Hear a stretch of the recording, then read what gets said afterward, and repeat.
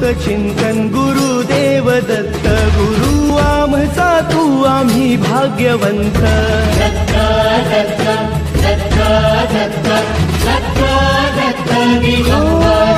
अवधूत चिंतन गुरुदेव दत्त गुरु आमचा तू आम्ही भाग्यवंत नसे जन्म मृत्यू नुरे काही खंत ना प्रारंभ मध्य नसे काही अंत